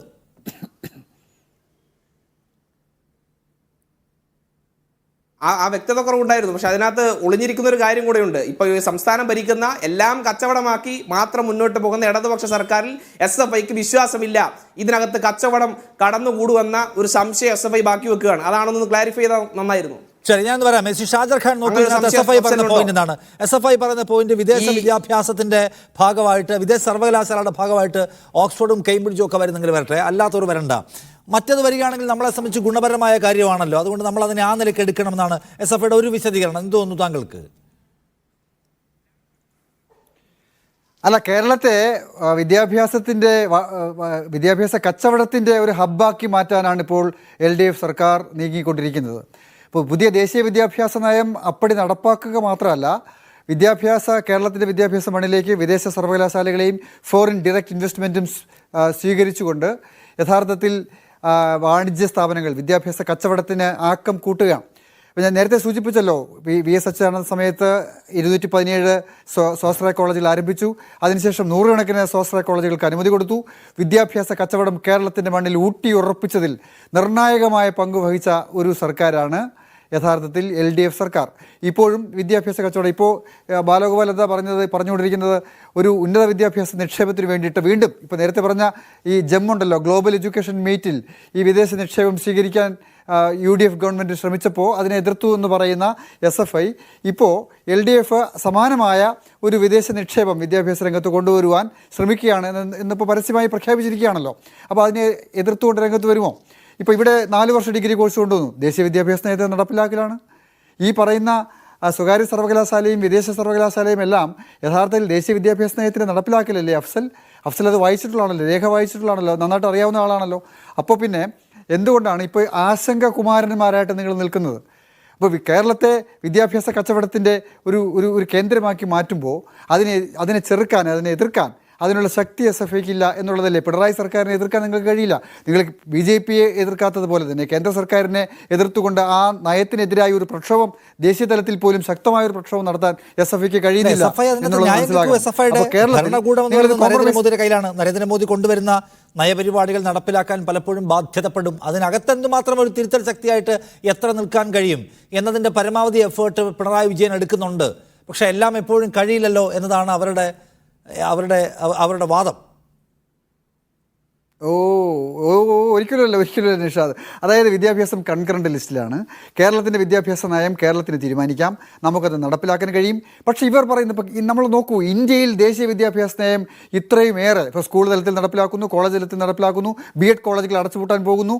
ഈ പറയുന്ന കേരള സർവകലാശാലയുടെ സ്ഥിതി എന്തായിരിക്കും ഇങ്ങനെ വരുമ്പോൾ? ഇവർ ഈ പറയുന്ന സ്വകാര്യ സർവകലാശാല ആശങ്കകളോടുകൂടി സ്വീകരിക്കുമ്പോൾ കേരള സർവകലാശാല പ്രതിസന്ധിയിലാണ്, MG സർവകലാശാല പ്രതിസന്ധിയിലാണ്, കോഴിക്കോട് യൂണിവേഴ്സിറ്റി. നിങ്ങളിത് ആ സർവകലാശാലകളെ ശക്തിപ്പെടുത്തുകയല്ലേ വേണ്ടത്? നിങ്ങൾ നിയന്ത്രണത്തോടു കൂടിയുള്ള സ്വകാര്യ സർവകലാശാല എന്ന് പറയുന്ന അസംബന്ധ നാടകം ഇനിയെങ്കിലും നിർത്തുക. അങ്ങനെയുള്ള നാടകം പറഞ്ഞ ആളെ കബളിപ്പിക്കാൻ ശ്രമിക്കേണ്ട. പകരം സർവകലാശാലകളെ, ഇപ്പം സർക്കാർ നിയന്ത്രിത സർവകലാശാല, സ്വകാര്യ സർവകലാശാല എന്ന് പറഞ്ഞൊരു സർവകലാശാല ഇല്ല, നമ്മളത് മനസ്സിലാക്കണം. അങ്ങനെ ഉണ്ടാവാനും പറ്റത്തില്ല. പകരം നമ്മൾ സർവകലാശാലകളെ സർവകലാശാലകൾ എങ്ങനെ പ്രവർത്തിക്കണമെന്ന കാര്യത്തിൽ ഒരു ചട്ടം ഉണ്ടാക്കാലോ. അല്ല, ചട്ടമൊക്കെ അവിടെ ഇരിക്കും. ആ ചട്ടം പ്രവർത്തിക്കാൻ പോണില്ല. അതാണ് ഞാൻ പറഞ്ഞത്, ഈ സ്വാശ്രയ കോളേജിനെ സംബന്ധിച്ചുള്ള ചട്ടങ്ങൾ നമ്മൾ കണ്ടല്ലോ, എന്തെല്ലാം കൊണ്ടുവന്നു. ഇപ്പോൾ പറഞ്ഞ 2006 ശ്രീമാൻ MA ബേബി കൊണ്ടുവന്ന സ്വാശ്രയ ബില്ല് യഥാർത്ഥത്തിൽ അത് സ്വകാര്യ സ്വാശ്രയ വിദ്യാഭ്യാസത്തിന് നിയമപരമായ അംഗീകാരം കൊടുത്ത ഒരു ബില്ലായിരുന്നു. അതാണ് അത് നിയമസഭയിൽ പാസ്സാക്കിയത്. നമ്മളത് മറന്നുപോകാൻ പാടില്ല. അപ്പോൾ അങ്ങനെ വിദ്യാഭ്യാസ കച്ചവടത്തിന് പല തരത്തിൽ അതിനെതിരെ നിയമമെന്ന് പറയുമ്പോഴും അതിനുള്ളിൽ പല ക്ലോസുകളിലൂടെ വ്യത്യസ്തമായ ഭാഷയിൽ വ്യത്യസ്തമായ നടപടികളിലൂടെ യഥാർത്ഥത്തിൽ ഈ എന്താ പറയുക സ്വകാര്യ മൂലധന ശക്തികളുടെ തേർവാഴ്ചയ്ക്ക് വിദ്യാഭ്യാസ രംഗം തുറന്നിട്ട് കൊടുക്കുകയാണ്. ഷാജർ ഖാൻ, ഞാൻ ഒരു കാര്യം കൂടി ചോദിക്കട്ടെ. ഇതിനകത്തൊരു സംഗതി ഉണ്ടല്ലോ, അതായത് ഈ തരത്തിലുള്ള നെഗറ്റീവ് ആസ്പെക്ട്സ് അതിനകത്തുണ്ട്. അത് വാലിഡ് ആണ് താനും, ആ വിമർശനങ്ങളെ ലോജിക്കലാണ്, തള്ളിക്കളയുന്നില്ല. പക്ഷേ ടി പി ശ്രീനിവാസൻ പറഞ്ഞ ഒരു കാര്യം, കഴിഞ്ഞ 15 വർഷം നമ്മളിത് വായിച്ചു. അതിനിടയ്ക്ക് ഒരു 50,000 പേരെങ്കിലും വിദ്യാർത്ഥികൾ ഇവിടെ നിന്ന് ഉപരിപഠനത്തിനും അല്ലെങ്കിൽ ഉന്നത പഠനത്തിനുമായിട്ട് ഇവിടെ നിന്ന് പോയി. അപ്പോൾ അവരുടെ പോക്കിന് കാരണം ക്വാളിറ്റി എഡ്യൂക്കേഷൻ കൊടുക്കാൻ, മത്സരാധിഷ്ഠിത സ്വഭാവമുള്ള ബെറ്റർ എഡ്യൂക്കേഷൻ്റെ വാതായനങ്ങൾ തുറക്കാൻ നമുക്ക് കഴിയാത്തത് കൊണ്ടാണ്. നമ്മളത് തിരിച്ചറിയണമെന്നാണ്. ഇന്ന് കേരളം നേരിടുന്ന ക്രൈസിസുകളിൽ പ്രധാനപ്പെട്ട ഒന്ന് ആളുകളുടെ ഈ പലായനമാണ്, വിട്ടുപോക്കാണ്.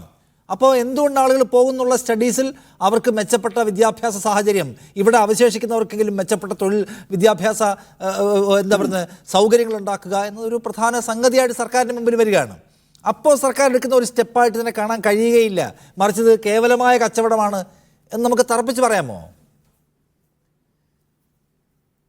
നിഷാദ്, പലായനം ചെയ്യുന്നത് എന്തുകൊണ്ടാണ്? ഇപ്പോൾ നമ്മുടെ കുട്ടികളെ സംബന്ധിച്ച് നമുക്ക് മികച്ച വിദ്യാഭ്യാസം കൊടുക്കാൻ കഴിയുന്നില്ല എന്ന പ്രതിസന്ധി നമ്മൾ നേരിടുകയാണല്ലോ.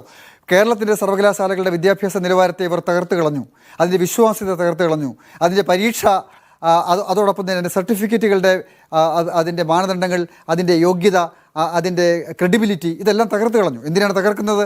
ഈ പറയുന്ന സ്വകാര്യ സർവകലാശാല ബില്ല് കൊണ്ടുവരാൻ വേണ്ടിയിട്ടാണ്. നമ്മളത് മനസ്സിലാക്കണം. അതിൻ്റെ വലിയൊരു അജണ്ടയുണ്ട്.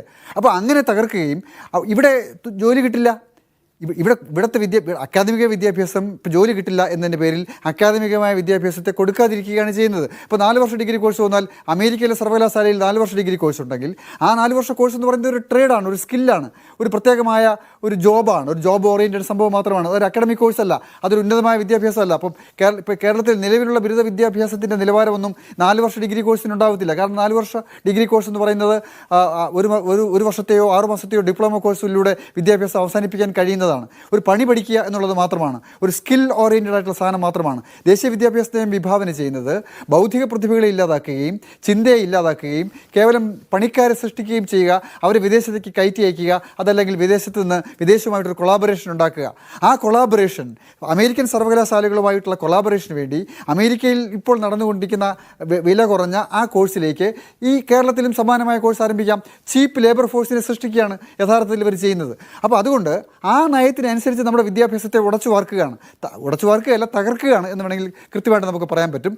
ആ രൂപത്തിലുള്ള മാറ്റമാണ് വന്നുകൊണ്ടിരിക്കുന്നത്. നമ്മൾ അത് അഡ്രസ്സ് ചെയ്യുന്നില്ലെങ്കിൽ ഈ പലായനം വർദ്ധിക്കും. യഥാർത്ഥത്തിൽ നിലവാരമുള്ള വിദ്യാഭ്യാസം നമുക്ക് കൊടുത്താൽ അതിലൂടെ ഇപ്പോൾ നമ്മളെല്ലാം എങ്ങനെയാണ് കേരള മോഡൽ വിദ്യാഭ്യാസം, അതിൻ്റെ അടിസ്ഥാനം എന്താണ്?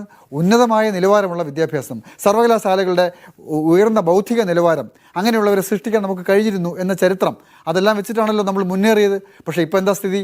സർവകലാശാലയിലെ കുട്ടികൾക്ക് വിദ്യാഭ്യാസം കിട്ടുന്നുണ്ടോ? അക്കാദമികമായ വിദ്യാഭ്യാസം കിട്ടുന്നുണ്ടോ? സ്കൂൾ കുട്ടികൾക്ക് എഴുത്തും വായനയും അറിയാമോ? അറിയില്ലല്ലോ. അപ്പോൾ ഇവർ എന്ത് വിദ്യാഭ്യാസമാണ് കൊടുത്തുകൊണ്ടിരിക്കുന്നത്? എന്നിട്ട് ഇപ്പോൾ പറയുകയാണ് പലായനത്തെ തടയുവാൻ വേറെ മാർഗ്ഗമില്ല, നമുക്ക് ഈ പറയുന്ന ഈ സ്കിൽ ഓറിയൻറ്റഡ് ആയിട്ടുള്ള ടെക്നിക്സ് പഠിപ്പിക്കുന്ന സ്ഥാപനങ്ങൾ ആരംഭിക്കാം. അത് ഗ്ലോബലാണ്. ശരിയാണ്, ഗ്ലോബലി ഡിസൈൻഡ് ആണ്, തർക്കമില്ല. അപ്പോൾ ഗ്ലോബൽ ഇൻവെസ്റ്റേഴ്സിനെ ക്ഷണിക്കാൻ കെ.എൻ. ബാലഗോപാൽ പറയുന്നത് അങ്ങനെയുള്ള സ്ഥാപനങ്ങൾ ആരംഭിക്കാനാണ്, അല്ലാതെ ഓക്സ്ഫോർഡും കേംബ്രിഡ്ജും കൊണ്ടുവരാനല്ല. അങ്ങനെ അവർ സങ്കല്പിക്കുന്നേയില്ല. എങ്ങനെയാണ് ഓക്സ്ഫോർഡും കേംബ്രിഡ്ജും വരുന്നത്? അങ്ങനെയുള്ള സർവകലാശാലകളെ കുറിച്ചല്ലല്ലോ പറയുന്നത്. ഇവിടെ വിദ്യാഭ്യാസത്തെ കച്ചവട ചരക്കാക്കി മാറ്റുന്ന, ഷാജർ ഖാൻ ഉന്നയിക്കുന്നത്, അഫ്സൽ, സ്വകാര്യ സർവകലാശാലകൾ വന്നോട്ടെ, സർക്കാരിൻ്റെ ഒരു മേൽനോട്ടം ഉണ്ടായാൽ മതി എന്നതാണ് നിങ്ങളുടെ നിലപാട്. അത് തന്നെ തട്ടിപ്പാണെന്നാണ് ഷാജർ ഖാൻ പറയുന്നൊരു കാര്യം. സ്വകാര്യ സർവകലാശാലകൾ വരും, വന്ന കോളേജുകൾ എങ്ങനെയാണ് പ്രവർത്തിക്കുന്നത് നമുക്കറിയാം, വരുന്ന സർവകലാശാലകളും പ്രവർത്തിക്കാൻ പോകുന്ന അവരുടെ വഴിക്കായിരിക്കും. അപ്പോൾ സർക്കാരിൻ്റെ മേൽനോട്ടമുണ്ടെങ്കിൽ പ്രവർത്തിച്ചു കൊള്ളട്ടെ എന്ന നിങ്ങളുടെ നിലപാടിൽ പോലും തട്ടിപ്പുണ്ട്. അത് ആത്യന്തികമായ ഇടതുപക്ഷ സർക്കാരിൻ്റെ, പിണറായി വിജയൻ സർക്കാരിൻ്റെ വിദ്യാഭ്യാസ മേഖലയെ കച്ചവടവൽക്കരിക്കുക എന്ന ആശയത്തിനുള്ള നിങ്ങളുടെ തന്ത്രപരമായ പിന്തുണയാണ് എന്ന് വിമർശിക്കുകയാണ് അദ്ദേഹം. മറ്റൊന്ന്, എന്തുകൊണ്ടാണ് ഇവിടെ നിന്നുള്ള വലിയ പലായനങ്ങൾ ഉണ്ടായത് എന്നതിനും കുറ്റം നിങ്ങൾക്കാണ് ശ്രീ ഷാജർ ഖാൻ കണ്ടെത്തുന്നത്.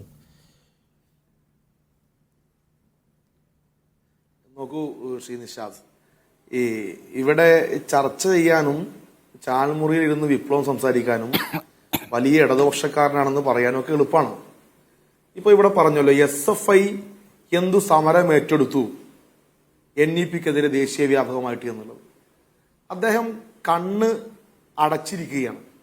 കഴിഞ്ഞ ദിവസം ചെന്നൈയിൽ വലിയ വിദ്യാർത്ഥി റാലി നടന്നു. 16 വിദ്യാസംഘടനകളുണ്ട്, യുണൈറ്റഡ് സ്റ്റുഡൻസ് മൂവ്മെന്റ് എന്ന് പറഞ്ഞിട്ട്. അതുപോലെ തന്നെ ഡൽഹിയിൽ പാർലമെന്റിലേക്ക് മാർച്ച് നടത്തി. ഇദ്ദേഹം പ്രതിദാനം ചെയ്തൊരു സംഘടന ഉണ്ടല്ലോ SUCI, ഇദ്ദേഹം പണ്ട് വർക്ക് ചെയ്തൊരു വിദ്യാസംഘടന ഉണ്ടല്ലോ AIDSO. ഇവർ ഈ മൂവ്മെന്റ് ഭാഗമല്ല. 16 വിദ്യാസംഘടനകളിൽ ഒരുമിച്ച് അണിചേർന്ന് ഈ രാജ്യത്ത് NEPക്കെതിരെ BJPക്കെതിരെ സമരം നടത്തുമ്പോൾ ആ സമരത്തിൽ പങ്കെടുക്കാതെ ചാനൽ മുറിയിൽ വന്നിരുന്ന് വിപ്ലവം സംസാരിക്കുകയാണ്. വിപ്ലവം സംസാരിക്കാനും ചാനൽ സിംഹമാകാനും ഒക്കെ എല്ലാവർക്കും നല്ല എളുപ്പമാണ്. പക്ഷേ സമരമേൽക്കാനും വെയിൽ കൊള്ളാനും അടിയേൽക്കാനും ഒക്കെ പ്രയാസമാണ്. അതുകൊണ്ട് ചാനൽ മുറിയിൽ ശീതീകരിച്ച മുറിയാണ് സുഖമെന്ന് കരുതിയിട്ടായിരിക്കും SUCI കമ്മ്യൂണിസ്റ്റിന്റെ നേതാവ്, AIDSOന്റെ നേതാവ് വിദ്യാഭ്യാസ വിചക്ഷണനായിട്ട് വന്ന് നമ്മളെല്ലാം പഠിപ്പിക്കുന്നത്. ഇവിടെ പറഞ്ഞ ഒരു കാര്യം പലായനം നടക്കുന്നു. എന്തു പറഞ്ഞാലും ഈ കേരളത്തിലെ ഉന്നത വിദ്യാഭ്യാസ മേഖല ആകെ പ്രശ്നമാണെന്ന് നരേഷൻ സൃഷ്ടിക്കുകയാണ്. കേരളത്തിൽ ഉന്നത വിദ്യാഭ്യാസ മേഖല പ്രശ്നത്തിലാണോ? കേരള യൂണിവേഴ്സിറ്റി പറ്റി പറഞ്ഞല്ലോ. ഇവിടെ കേരള യൂണിവേഴ്സിറ്റി ഇന്ന് ഈ രാജ്യത്തെ ഏറ്റവും മികച്ച 10 യൂണിവേഴ്സിറ്റിയിൽ ഒന്നാണ്. അത് SFI പറയുന്ന കാര്യമല്ല, LDF പറയുന്ന കാര്യമല്ല. ഒരു കാലത്ത് ഈ രാജ്യത്തെ ഏറ്റവും മോശം യൂണിവേഴ്സിറ്റികൾ എന്ന് പറയപ്പെട്ടിരുന്ന കേരള യൂണിവേഴ്സിറ്റി ഇന്ന് ഈ രാജ്യത്തെ ഏറ്റവും മികച്ച 10 യൂണിവേഴ്സിറ്റി ഒന്നാണെന്ന് പറയുന്നത് നാക്കാണ്. നാക് അക്രഡിറ്റേഷന്റെ A++ റാങ്ക് ഉണ്ട്. കാലി സർവകലാശാലയ്ക്ക് A+ ഉണ്ട്, കാലിക്കറ്റ് A+ ഉണ്ട്. ഇങ്ങനെ നാക്കിന്റെ അക്രഡിറ്റേഷൻ കൂടുതൽ നേടി മുന്നോട്ട് പോരുകയാണ്. അത് മാത്രമല്ല, കഴിഞ്ഞ വർഷം പൊതുവിദ്യാഭ്യാസ മേഖലയിൽ ആയിരക്കണക്കിന് കോടി രൂപ ചെലവഴിച്ചതുപോലെ റൂസ ഫണ്ടിംഗ് കൂടെ ഉപയോഗപ്പെടുത്തി, കിഫ്ബിയെ കൂടെ ഉപയോഗപ്പെടുത്തി ഇന്ന് ഈ കേരളത്തിലെ എയ്ഡഡ് ഗവൺമെന്റ് കോളേജുകളിൽ കോടിക്കണക്കിന് രൂപയുടെ വികസന പ്രവർത്തനം നടക്കുന്നത്. ഇപ്പൊ ഞാനിരിക്കുന്നത് മലപ്പുറം ജില്ലയിലാണ്. മലപ്പുറം ജില്ലയിൽ എയ്ഡഡ് മാനേജ്മെന്റ് ഭൂരിപക്ഷവും മുസ്ലിം ലീഗ് മാനേജ്മെന്റ് ആണ്. ആ മുസ്ലിം ലീഗ് മാനേജ്മെന്റ് കൈകാര്യം ചെയ്യുന്ന ഈ മഞ്ചേരി യൂണിറ്റി കോളേജ് ഉൾപ്പെടെയുള്ള കൊണ്ടോട്ട് EMEA കോളേജ് ഉൾപ്പെടെയുള്ള അസംഖ്യം കോളേജുകളിൽ കോടിക്കണക്കിന് രൂപയുടെ വികസന പ്രവർത്തനങ്ങളാണ് ഉന്നത വിദ്യാഭ്യാസ മേഖലയിൽ ഈ ഇടതുപക്ഷ സർക്കാർ വന്നതിന് ശേഷം നടപ്പിലാക്കിയത്. ഇത് മുമ്പില്ലാത്ത കാര്യമാണ്. മുമ്പ് ഈ വിദ്യാഭ്യാസ മേഖലയിൽ എന്തിനാണ് ഇത്രയധികം കോടിക്കണക്കിന് രൂപ ചെലവഴിച്ചത് എന്ന് ചോദിച്ചവരുണ്ട്. ഇത് വെറും തിരിച്ചു കിട്ടാത്ത നിക്ഷേപമല്ലേ? എന്തിനാണ് ആയിരക്കണക്കിന് കോടി രൂപ സ്കൂൾ ഉണ്ടാക്കാനും കോളേജ് ഉണ്ടാക്കാനും ലൈബ്രറി ഉണ്ടാക്കാനും വേണ്ടി ചെലവഴിക്കുന്നത് എന്ന് ചോദിച്ചവർ ഇന്ന് ചോദ്യം ചോദിക്കുന്നില്ല. കാരണം ഈ കേരളത്തിൽ പൊതുവിദ്യാഭ്യാസ മേഖല വലിയ മാറ്റം ഉണ്ടായി. ആ മാറ്റം ഇന്ന് ഉന്നത വിദ്യാഭ്യാസ മേഖല സംഭവിച്ചുകൊണ്ടിരിക്കുകയാണ്. ഇത് കള്ളക്കഥകൾ സൃഷ്ടിച്ചുകൊണ്ട് മാധ്യമങ്ങൾ ഉണ്ടാക്കുന്ന വാർത്തയെ കള്ളവാർത്തയെ കൂടെ കൂട്ടുപിടിച്ചുകൊണ്ട് ഒരു നരേഷൻ കേരളത്തിലെ ഉന്നത വിദ്യാഭ്യാസ മേഖലക്കെതിരെ ഈ KSUവും ഈ SUCI കമ്മ്യൂണിസ്റ്റുകാരൊക്കെ ഉണ്ടാക്കുന്നുണ്ട്. ഈ ആളുകളുടെ 50,000-ഓളം കുട്ടികൾ ഇവിടെ നിന്ന് പോയതിന് ചില കാരണങ്ങൾ ചൂണ്ടിക്കാണിക്കുന്നുണ്ട് ഈ TP ശ്രീനിവാസൻ. അതിന് SFI കാണുന്ന ഒരു കാരണം എന്താണ്? എന്ത് മാറ്റമാണ് അങ്ങനെ ഒരു ഞാൻ പറയുന്നു 2023 പുറത്തു വന്ന ഇന്ത്യൻ സ്റ്റുഡന്റ് മൊബിലിറ്റി റിപ്പോർട്ടിൽ ഏറ്റവും കൂടുതൽ വിദ്യാർത്ഥികൾ പലായനം ചെയ്യുന്നത് പഞ്ചാബിൽ നിന്നാണ്. ഈ രാജ്യത്താകമാനോ ട്രെൻഡ് ഉണ്ട്. കേരളം 2ാം സ്ഥാനത്തുണ്ടോ, 3ാം സ്ഥാനത്തുണ്ടോ, 4ാം സ്ഥാനത്തുണ്ടോ? ഇല്ല. ആന്ധ്രയും തെലങ്കാനയും മഹാരാഷ്ട്രയും ഗുജറാത്തും ഡൽഹിയും തമിഴ്നാടും കർണാടകവും എല്ലാം കഴിഞ്ഞാണ് കേരളത്തിന്റെ സ്ഥാനം. ഈ രാജ്യത്ത് ലക്ഷക്കണക്കിന് വിദ്യാർത്ഥികൾ പുറത്തു പോകുന്നുണ്ട്. അതിന്റെ കൂടെ കേരളത്തിൽ നിന്നും പോകുന്നുണ്ട്. ഇത് നേരെ മറിച്ച് കേരളത്തിൽ എന്തോ വലിയ ഉന്നത വിദ്യാഭ്യാസ മേഖല വലിയ അപകടം സംഭവിക്കുന്നു. ഈ രാജ്യത്ത് കേരളത്തിൽ നിന്ന് മാത്രം ഇതാ വിദ്യാർത്ഥികൾ പലായനം ചെയ്യുന്നു എന്ന് പറയുന്ന പ്രതീതി വെറുതെ ഉണ്ടാക്കുന്നതാണ്. അങ്ങനെ ഒരു പ്രതീതി ഇന്ന് കേരളത്തിലില്ല. ഇങ്ങനെ ഒരു നരേഷൻ എവിടെ നേരത്തെ ഈ അവതാരണം ചോദിച്ച ചോദ്യം, നമ്മുടെ കേരളത്തിൽ ഇന്ന് സ്വകാര്യ യൂണിവേഴ്സിറ്റി പ്രവർത്തിക്കുന്നില്ലേ? കൊച്ചിയിൽ ഒരു ജെയിൻ യൂണിവേഴ്സിറ്റിയുടെ ശാഖയുണ്ട്. ജെയിൻ യൂണിവേഴ്സിറ്റി സ്വകാര്യ ഡീംഡ് യൂണിവേഴ്സിറ്റിയാണ്. സ്വകാര്യ യൂണിവേഴ്സിറ്റി ഇല്ലെങ്കിൽ സ്വകാര്യ ഡീംഡ് യൂണിവേഴ്സിറ്റി കേരളത്തിൽ വരും. സർക്കാരിന് ഒരു നിയന്ത്രണമില്ലാത്ത സ്വകാര്യ ഡീംഡ് യൂണിവേഴ്സിറ്റി വരും. ഇവിടെ ഇഷ്ടം പോലെ കച്ചവടം നടത്തും. ഇഷ്ടം പോലെ കച്ചവടം നടത്തുന്ന സ്വകാര്യ ഡീംഡ് യൂണിവേഴ്സിറ്റികൾ ഇവിടെ വരണോ, അതോ സർക്കാരിന് നിയന്ത്രണമുള്ള ഒരു സ്വകാര്യ യൂണിവേഴ്സിറ്റി സ്വകാര്യ യൂണിവേഴ്സിറ്റികൾ ഇവിടെ വരണമെന്നുള്ളതാ ഇന്ന് സർക്കാരിന് മുമ്പിലെ ചോദ്യം. നമുക്കറിയാം, ഗവൺമെന്റ് യൂണിവേഴ്സിറ്റിയെ പോലെ, സ്റ്റേറ്റ് യൂണിവേഴ്സിറ്റിയെ പോലെ, സെൻട്രൽ യൂണിവേഴ്സിറ്റികളെ പോലെ ജനാധിപത്യമാകില്ല ഈ പ്രൈവറ്റ് യൂണിവേഴ്സിറ്റികൾ. സെൻട്രൽ യൂണിവേഴ്സിറ്റി ഇന്ന് ജനാധിപത്യമാണെന്നുള്ള അഭിപ്രായം SFIക്ക് ഇല്ല. ആകെ ജനാധിപത്യ കശാപം നടക്കുന്നത്. ജനാധിപത്യപരമായിരിക്കില്ല പ്രൈവറ്റ് യൂണിവേഴ്സിറ്റികൾ എന്നറിയാം. പക്ഷേ അതൊരു യാഥാർത്ഥ്യമാണ്. കേരളത്തിൽ നാളെ സംഭവിക്കാൻ വേണ്ടി പോകുന്നു. Jain university, private deemed university ഇന്ന് കേരളത്തിൽ പ്രവർത്തിക്കുന്നു. അത്തരത്തിൽ കേരളത്തിൽ നാളെ ഡീംഡ് യൂണിവേഴ്സിറ്റികൾ, സ്വകാര്യ യൂണിവേഴ്സിറ്റികൾ, വിദേശ യൂണിവേഴ്സിറ്റികളൊക്കെ വരാൻ വേണ്ടി പോകുന്നു. ഈ രാജ്യത്തിന്റെ ഭാഗമാണ് കേരളം എന്നുള്ളത് കൊണ്ട് NEP ശക്തമായി ഇടതുപക്ഷം എതിർക്കുന്നുണ്ട്, LDF എതിർക്കുന്നുണ്ട്. അതിന്റെ എതിർപ്പ് ഇടതുപക്ഷ സർക്കാർ പരസ്യമായി പ്രകടിപ്പിച്ചതാണ്. എന്നാൽ NEP രാജ്യത്തെ ഗവൺമെന്റ് നടപ്പിലാക്കാൻ വേണ്ടി ഇംപ്ലിമെന്റ് ചെയ്യാൻ വേണ്ടി തീരുമാനിച്ചു കഴിഞ്ഞാൽ അതിനെ എങ്ങനെയാണ് ജനപക്ഷമായി നടപ്പിലാക്കാൻ വേണ്ടി കഴിയാന്നുള്ളല്ലേ ദേശീയ വിദ്യാഭ്യാസ നയത്തിന്റെ കാര്യം കൂടി അദ്ദേഹം ചൂണ്ടിക്കാണിക്കുകയാണ്. അല്ല, ശ്രീ മുഹമ്മദ് ഷമാസ് നോക്കൂ, ഇവിടെ SFIക്ക് ഇരട്ടത്താപ്പുണ്ട്. SFI മുൻപ് പറഞ്ഞതാണോ ഇപ്പോൾ ചെയ്യുന്നത്? ഈ സർക്കാരിനോട് SFIക്ക് യോജിപ്പുണ്ടോ പോലെയുള്ള SFIയുടെ സമീപന പ്രശ്നം മാത്രമേ നിങ്ങൾക്കുള്ളൂ. അതിനപ്പുറത്തേക്ക് ഈ വരുന്ന സർവകലാശാലകൾ ഏതുമാവട്ടെ, വരുന്ന സ്വകാര്യ മാനേജ്മെന്റ് ഏതുമാകട്ടെ, അവർക്ക് വരാം എന്നതാണോ KSU മുന്നോട്ട് വെക്കുന്ന നിലപാട്?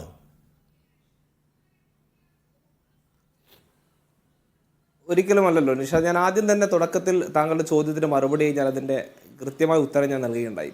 ഏതെങ്കിലും തരത്തിൽ ഈ പറഞ്ഞ എങ്ങനെയാണോ സർക്കാർ നടപ്പിലാക്കാൻ ഉദ്ദേശിക്കുന്നത് അതിനകത്ത് കൃത്യം അത് ഇപ്പോഴും വ്യക്തമല്ല. ബില്ല് കരട് ബില്ലായി ഉണ്ട് എന്ന് മന്ത്രി പറഞ്ഞതിനപ്പുറത്തേക്കുള്ള ഒരു വ്യക്തതയും അത് സംബന്ധിച്ചില്ല. ആ സമയത്ത് കൃത്യമായ KSUവിൻ്റെ നിലപാടും അഭിപ്രായം രേഖപ്പെടുത്തും. ഇന്ന് തന്നെ KSUവിൻ്റെ സംസ്ഥാന പ്രസിഡന്റ് ഉൾപ്പെടെ അക്കാര്യത്തിലുള്ള വ്യക്തത വരുത്തിയിട്ടുമുണ്ട്. ഇത് ഏതെങ്കിലും തരത്തിലുള്ള കച്ചവട താല്പര്യത്തിനോ മറ്റേതെങ്കിലും നിലവാരമില്ലാത്ത വിദ്യാഭ്യാസം അടിച്ചേൽപ്പിക്കാനോ ഉള്ള ഒരു രീതിയുടെ തുടക്കമാണെങ്കിൽ അത് അംഗീകരിക്കില്ല എന്ന്. ഞാനിത് അതിലേക്ക് വരുന്നതിന് മുമ്പ് ഒരു കാര്യം കൂടെ സൂചിപ്പിച്ച് പോകാൻ ആഗ്രഹിക്കുന്നു. ഒരുപാട് പ്രശ്നങ്ങൾ ഇതുമായി ബന്ധപ്പെട്ട് നമ്മൾ കഴിഞ്ഞ കുറേ നാളുകളായി ചർച്ച ചെയ്തുകൊണ്ടിരിക്കുകയാണ്. ഇവിടെ അഫ്സൽ വലിയ ആവേശത്തോട് പറഞ്ഞല്ലോ കേരളത്തിൻ്റെ വിദ്യാഭ്യാസ നിലവാരത്തിന് ഒരു പ്രശ്നവുമില്ല, ഇതെല്ലാം KSUക്കാരും ഈ പറഞ്ഞ കുറേ ആളുകളും മാധ്യമങ്ങളൊക്കെ കൂടി അങ്ങ് പടച്ചു വിടുന്നതാണെന്നൊക്കെ പറഞ്ഞല്ലോ. ഞാനും ഈ പറയപ്പെട്ട മീഡിയ വണ്ണിൻ്റെ ചാനൽ ഫ്ലോറിൽ തന്നെ പ്രിയപ്പെട്ട നിഷാദ്, നമ്മൾ എത്ര ചർച്ചകൾ ഈ ഉന്നത വിദ്യാഭ്യാസ മേഖലയുടെ നിലവാരത്തെക്കുറിച്ച് നമ്മൾ ചർച്ച ചെയ്യപ്പെടേണ്ടി വന്നിട്ടുണ്ട്. ഈ ഇരിക്കുന്ന അഫ്സൽ തന്നെ എത്ര ന്യായീകരണങ്ങൾ ഈ ഫ്ലോറിൽ നിരത്തിയിട്ടുണ്ട്. നമുക്കൊക്കെ അറിയാമല്ലോ, ഇവിടെ അഡ്മിഷനുമായി ബന്ധപ്പെട്ട ക്രമക്കേടുകൾ ഒരു വശത്ത്, പരീക്ഷയുമായി ബന്ധപ്പെട്ട ക്രമക്കേടുകൾ ഒരു വശത്ത്, അതിൻ്റെ ഡിഗ്രിയുമായി ബന്ധപ്പെട്ട ക്രമക്കേടുകൾ വേറൊരു വശത്ത്, എല്ലാം കഴിഞ്ഞ് ഈ പറഞ്ഞ പോലെ ജോലി ഉണ്ടെങ്കിൽ അതിലും ക്രമക്കേട് എന്ന് പറഞ്ഞതുപോലെ സർവത്ര ക്രമക്കേടും വിശ്വാസ്യവും നഷ്ടപ്പെട്ട് ഈ നാട്ടിലെ സാധാരണക്കാരാണ്.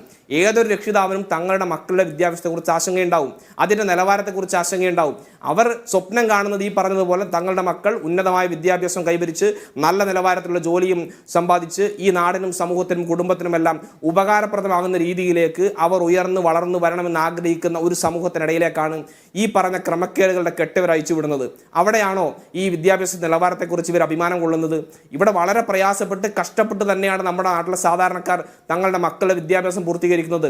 ഇപ്പം ഈ പറയപ്പെടുന്ന പലായനം ചെയ്യുന്നു എന്ന് പറയുന്ന ലക്ഷക്കണക്കിന് വിദ്യാർത്ഥികൾ ഓരോ വർഷവും ഇങ്ങനെ പത്രത്താളുകളുടെ ക്യാപ്ഷൻ, ഹെഡ്ലൈൻ ക്യാപ്ഷനായി മാറുകയാണ്. 50,000 ആളുകൾ ഈ വർഷം വിദേശത്ത് പഠിക്കാൻ പോയി, 1,00,000 ആളുകൾ ഇന്ന് ഏജൻസി വഴി വിദേശത്തേക്ക് പഠിക്കാൻ പോയി എന്ന് പത്രങ്ങളുടെ പ്രധാന തലക്കെട്ടുകളാകുന്ന ഈ നാട്ടിലാണ് ഈ പറഞ്ഞ പാവപ്പെട്ട ആളുകൾ ലോൺ എടുത്ത് അവരുടെ എല്ലാ കഷ്ടപ്പാടുകളും സഹിച്ച് ഈ വിദ്യാർത്ഥികളെല്ലാം അവിടെ പഠിപ്പിക്കുന്നത്. ജോലിയെ പ്രതീക്ഷിച്ചിട്ടാണ്. അവരുടെ കോഴ്സുകളുടെ നിലവാരവും അവിടെ തന്നെ അവരവിടെ സെറ്റിലാവുകയാണ്. അവിടെ തിരിച്ചിങ്ങോട്ടേക്കുള്ളൊരു സാധ്യത ഒരു തരത്തിലും ഇല്ലാത്ത രീതിയിൽ ഈ ജനറേഷനെല്ലാം നമ്മുടെ നാടിനെ സംബന്ധിച്ച് ഏറ്റവും വലിയ സമ്പത്ത് എന്ന് പറയുന്നത് ഇവിടെ സ്വർണ്ണപ്പാടങ്ങളോ മറ്റ് വ്യവസായ വലിയ ശൃംഖലകളോ മറ്റ് സൗകര്യങ്ങളോ ഒന്നുമില്ല. നമ്മുടെ രാജ്യത്തിൻ്റെ, നമ്മുടെ നാടിൻ്റെ ഏറ്റവും വലിയ സമ്പത്ത് എന്ന് പറയുന്നത് നമ്മുടെ രാജ്യത്തെ ഹ്യൂമൻ റിസോഴ്സാണ്, നമ്മുടെ മനുഷ്യ വിഭവം തന്നെയാണ്. അഭ്യസ്ത വിദ്യരായ കഴിവുള്ള ചെറുപ്പക്കാരും വിദ്യാർത്ഥികളും യുവജനങ്ങളും തന്നെയാണ് നമ്മുടെ രാജ്യത്തെ നാടിൻ്റെ കരുത്ത്. അതിനെയാണ് ഇവർ മറ്റ് രാജ്യങ്ങൾക്ക് വിൽപ്പന ചെയ്യുന്നതിന് അവസരം വിദ്യാഭ്യാസ മേഖലയെ ആധുനികമായിരിക്കും നവീകരിക്കുകയോ പുതിയവയെ സ്വാംശീകരിക്കുകയോ ചെയ്യേണ്ടതുണ്ട് എന്നാണ്. അതേസമയം അഫ്സൽ പറഞ്ഞ പോയിന്റ്, പറഞ്ഞ വാലിഡ് ആയിട്ടുള്ള പോയിന്റ് അവിടെ ഉണ്ട്. കേരളത്തിൽ നിന്നല്ല ഏറ്റവും കൂടുതൽ ആളുകൾ പോകുന്നത്, രാജ്യത്താകമാനെന്നുള്ള വിദ്യാർത്ഥികൾ പുറത്തേക്ക് പഠിക്കാൻ വേണ്ടി പോകുന്നുണ്ട്. അത് കേരളത്തിൻ്റെ മാത്രമായിട്ടുള്ള ഒരു ദുർഗതി എന്ന നിലയ്ക്ക് അതിനെ അവതരിപ്പിക്കാൻ പാടില്ല. കേരളം അതിൽ ഏറ്റവും മുന്നിൽ നിൽക്കുന്ന സംസ്ഥാനം പോലും അല്ല എന്നത് കണക്കുകൾ നിർത്തി നമുക്ക് കാണാൻ കഴിയും. അല്ല, ശ്രീ ഷാജർ ഖാൻ, താങ്കൾ വ്യക്തിപരമായി പോലും ഇവിടെ വിമർശിക്കപ്പെട്ടു. താങ്കളുടെ ഒരൊറ്റ കാര്യം, SFIയുടെ നിലപാട് ആത്മാർത്ഥമാണെങ്കിൽ ഈ പറഞ്ഞ വിദേശ സർവകലാശാലകൾ വേണ്ട, എന്റെ സമയം തീരാണ്. എനിക്ക് മനസ്സിലായി വേണ്ട എന്ന നിലപാട് SFIക്ക് ആത്മാർത്ഥമാണെങ്കിൽ ഒരൊറ്റ കാര്യം, ചെന്ന് പിണറായി വിജയന്റെയും KN ബാലഗോപാലിന്റെയും അടുത്ത് ഒരു പാട്ട് പാടാൻ തയ്യാറാകുക. പുഷ്പനെ അറിയാമോ എന്ന പാട്ട് പാടാൻ, പുഷ്പനെ അറിയാമോ എന്ന പാട്ട് പാടാൻ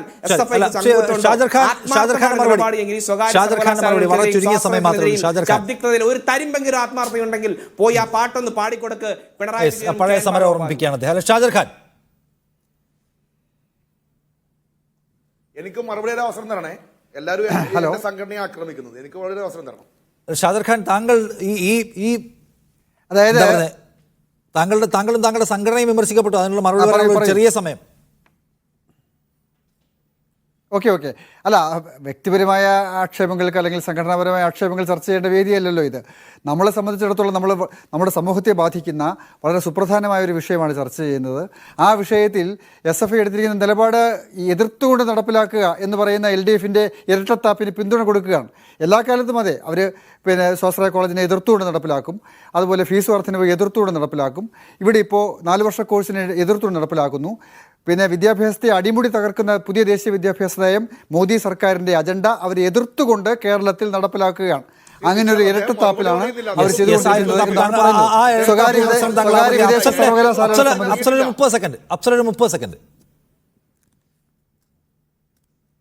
ഇവിടെ ഞാൻ പറഞ്ഞ കാര്യത്തിന് മറുപടിയില്ല. ADSO സമരത്തിന് ഇറങ്ങിയിട്ടില്ല. SUCI കമ്മ്യൂണിസ്റ്റുകാര് ദേശീയ വിദ്യാഭ്യാസ നയത്തിന് ചാനമുറിയിൽ മാത്രം എതിർക്കുകയാണ്, സമരത്തിന് ഇറങ്ങുന്നില്ല. സമരത്തിന് ഇറങ്ങി SFIയുടെ കൂടെ സമരത്തിന് ഇറങ്ങി.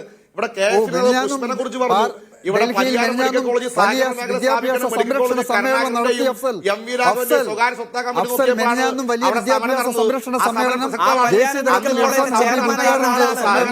ഡൽഹിയിൽ പാർലമെന്റ് നടത്തിയിട്ട് മെഡിക്കൽ കോളേജിന്റെ ചെയർമാനായിട്ട് സ്വാശ്രയ മെഡിക്കൽ കോളേജിന്റെ ചെയർമാനായിരുന്ന ആളാണ് MV ജയരാജൻ, നിങ്ങളുടെ നേതാവ്, CPM നേതാവ്. എന്തായാലും ഇടതുപക്ഷ ജനാധിപത്യ മുന്നണി സർക്കാരിന്റെ ഈ വിദ്യാഭ്യാസ മേഖലയിൽ കൊണ്ടുവരുന്ന പുതിയ പരിഷ്കാര നയങ്ങളോട് വിയോജിപ്പുകൾ SFIക്കുണ്ട്. പക്ഷേ ആ എതിർപ്പ് എന്തുമാത്രം ആത്മാർത്ഥമാണ്, എന്തുമാത്രം ശക്തമായ ഭാഷയുള്ള വിയോജിപ്പ് ഉണ്ടാവാൻ പോകുന്നു. സർക്കാരിന്റെ ഈ നയം സർക്കാർ എങ്ങനെയാണ് കുറച്ചുകൂടെ ക്ലാരിറ്റിയിൽ അവതരിപ്പിക്കുക? കുറേ കാര്യങ്ങൾ ഇനിയും തെളിഞ്ഞു വരാനുണ്ട്, നമുക്ക് നോക്കാം. സമയം കഴിഞ്ഞു പോയി. Thank you Afsal. ഒപ്പം തന്നെ ഷമ്മാസ്, ഷാജർ ഖാൻ.